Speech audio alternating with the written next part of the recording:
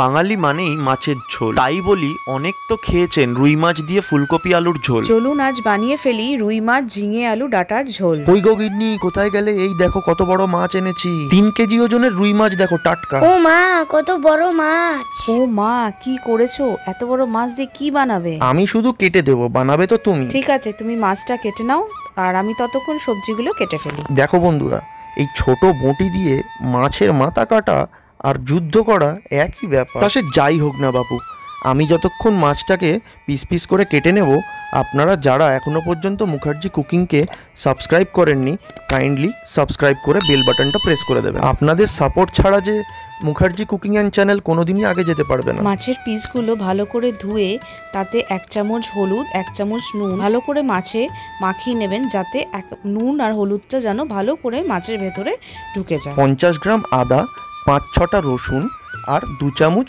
জিরে ভালো করে শিলে বেটে নিতে হবে।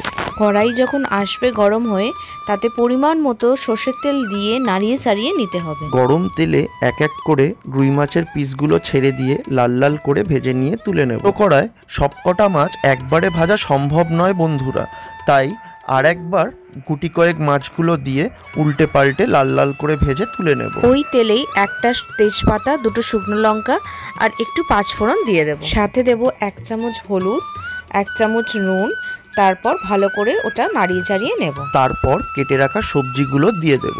সবজির মধ্যে আমি এখানে দিয়েছি আলু, ঝিঙে আর ডাঁটা। ভালো করে নাড়িয়ে চাড়িয়ে নেওয়ার পর আদা, রসুন, জিরে বাটাটা দিয়ে দেব। বারের মতো ভালো করে নাড়িয়ে চাড়িয়ে একটু ভাজা ভাজা করে নিতে হবে। 1 চামচ চিনি দিয়ে পরিমাণ মতো জল ঢেলে নেব। তারপর 10 মিনিটের জন্য ঢাকা দিয়ে রেখে দেব। মা, কোন যে খিদে পেয়ে গেল। 10 মিনিট পর ঢাকাটি খুললেই ঝোলটা যখন টকবক করে ফুটবে, ঠিক তখনই টমেটোগুলো কিউব করে কেটে দিয়ে দেব এক এক করে। তারপর এক এক করে মাছের পিসগুলো এই টকবকে ঝোলের মধ্যে দিয়ে দেব। আমার ছেলে আবার সাদা ঝোল পছন্দ করেন না, তাই একটু কাশ্মীরি লঙ্কা দিলাম, আপনারা চাইলে নাও দিতে পারেন। 2টো কাঁচা লঙ্কা চিড়ে মধ্যিখান থেকে 2 টুকরো করে দিলাম। রান্না থেকে যখন বেরোবে সুগন্ধ, ঠিক তখনই দেব কসুরি মেথি, সাথে দেব দোকান থেকে পাওয়া সিক্রেট মশলা। গরম গরম নামিয়ে গরম ভাত দিয়ে পরিবেশন করে দেখুন, তারপর আমাদের কমেন্ট করে জানান যে আপনার রেসিপিটি কেমন লাগলো।